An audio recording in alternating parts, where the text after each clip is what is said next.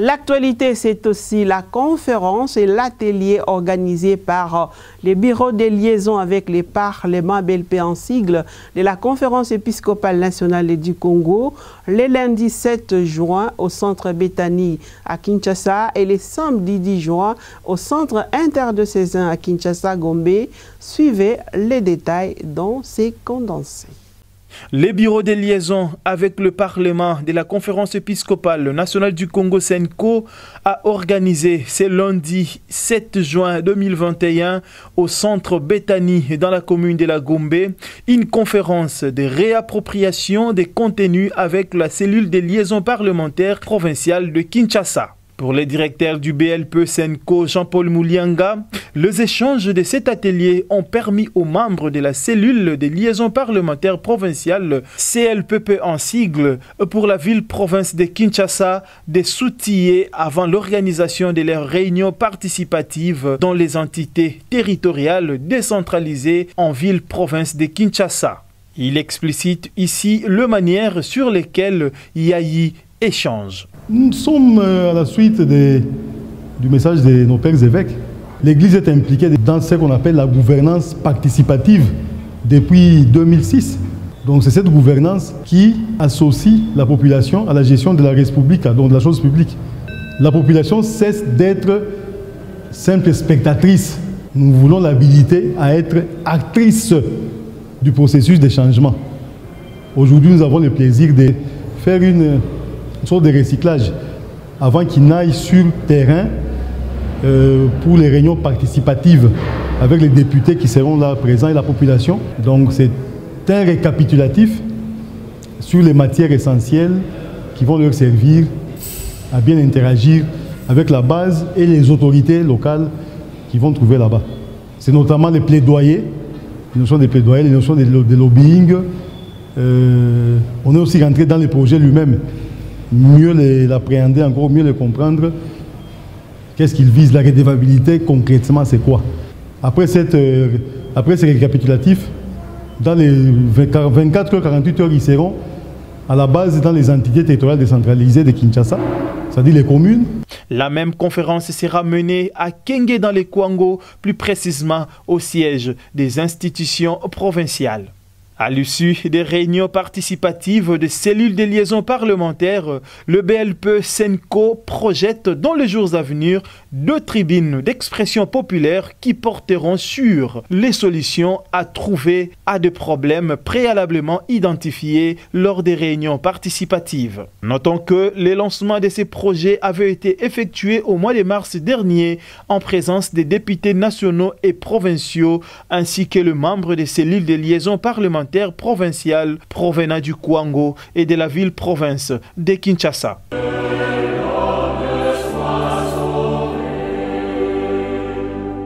Un atelier d'appropriation des idées clés sur la proposition des lois portant réforme de l'état civil à travers le Code congolais de la famille par la population congolaise était organisé ce samedi 12 juin dans la matinée par le bureau des liaisons avec le Parlement de la SENCO BLP. Cet atelier dont l'objectif était l'appropriation par la population congolaise des idées clés sur la proposition des lois portant réforme de l'état civil à travers le Code congolais de la famille a réuni un échantillon de députés nationaux engagés dans le processus de la réforme susmentionnée, des représentants des organisations de la société civile congolaise et les organes de presse.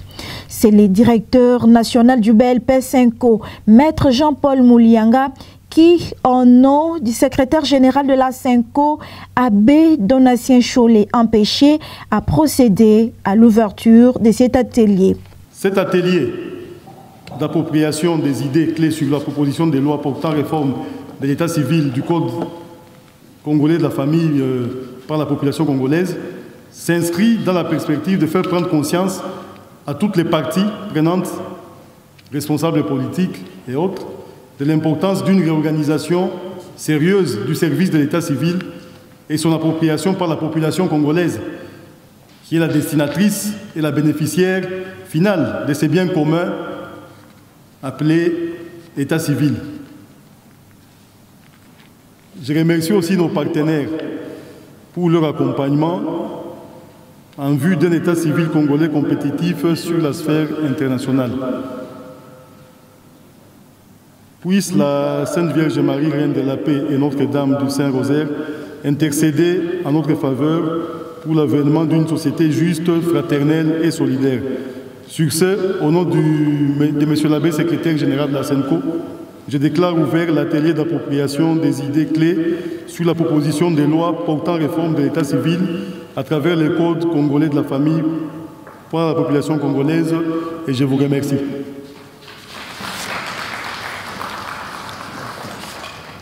Après ces discours et l'annonce des différentes étapes du programme, est venue l'intervention de l'honorable député national Augustin Mulumba, porteur de la loi portant réforme de l'état civil et la fixation des idées clés de la réforme par l'expert consultant professeur Eli Léon Domba. Puis, s'en est suivi les débats et échanges dans la salle. Au sortir, les honorables députés, représentants de la société civile et quelques autres participants se sont exprimés. Le Code de la famille, promulgué en 1987, a été pour une fois modifié en 2016. En 2016, quand on a modifié cette loi, c'était pour supprimer les discriminations à l'égard de la femme et les discriminations entre enfants.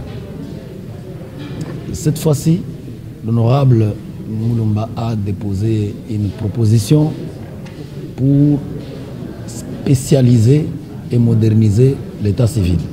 Comme il a été dit ici par plusieurs intervenants, lorsque l'état civil n'est pas maîtrisé, n'est pas organisé, le pays ne peut pas penser à un développement quelconque.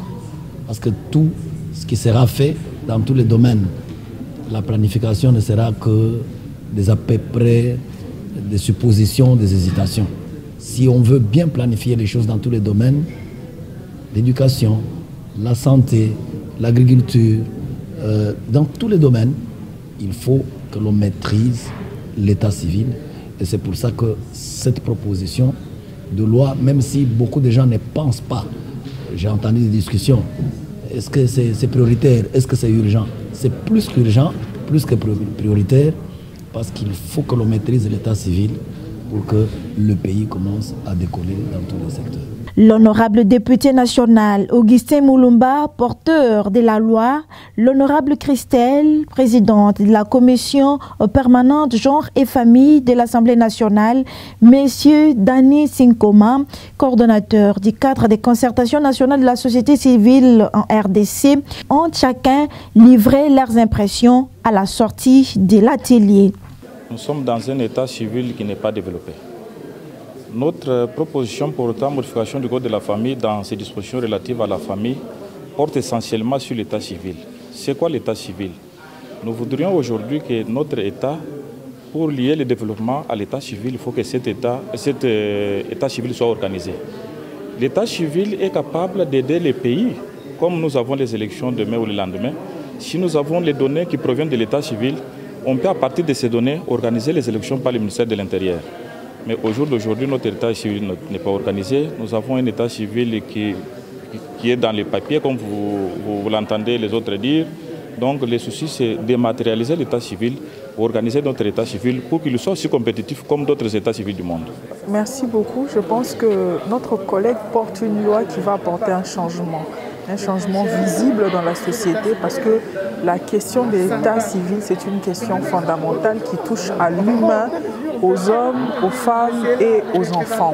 Et pour ça, nous sommes convenus, les collègues, d'abord de l'accompagner au débat général, c'est-à-dire il y aura les questions de collègues, des questions très pratiques et très techniques. Et en ce moment-là, puisque nous avions suivi la formation avec le professeur Ndomba, on pourra relayer s'il y a des questions au niveau de la plénière. Mais nous allons accompagner jusqu'à la fin.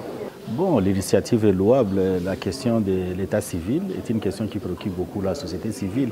Donc la société civile s'est beaucoup investie d'abord pour la réforme du Code de la famille. Et il manquait vraiment un élément nécessaire qu'il fallait sur lequel il fallait insister, c'est celui de l'état civil. Et nous pensons qu'avec cette insistance et avec des innovations qui sont apportées, c'est une bonne chose pour la population en général, pour la société civile aussi en particulier. Et nous, en tant que cadre de concertation de la société civile, nous apportons tout notre appui à cette initiative, et surtout que ça vient encore des députés, de nos députés. Donc nous allons les soutenir par tous les moyens dont nous disposons, notamment en mobilisant l'opinion à comprendre de quoi il s'agit et aussi à accompagner ces processus, à accompagner ces plaidoyers. Nous l'avons fait pour la loi électorale et nous allons se continuer ici et nous espérons que les autres vont trouver de l'intérêt dans cette loi qui n'est pas un intérêt politique, mais c'est un intérêt social majeur et nous pensons que c'est juste. Plusieurs autres activités sont prévues par cette cellule technique de la SENCO dans les jours à venir, a dit le directeur du BLP SENCO, maître Jean-Paul Moulianga. Mais la suite, ça sera une grande activité au cours de laquelle nous allons avoir un nombre encore beaucoup plus important des élus du peuple, des députés nationaux et aussi la société civile. Ça sera une simulation de la défense que l'honorable Augustin Mulumba fera à l'Assemblée nationale. Mais il y en aura d'autres qui vont suivre au fur et à mesure qu'on va avancer. Je vous ai toujours dit que la SENCO était résolument engagée pour le bien-être des populations congolaises. Le bien-être de la population. Et ce bien-être ne peut pas se faire sans un minimum d'ordre.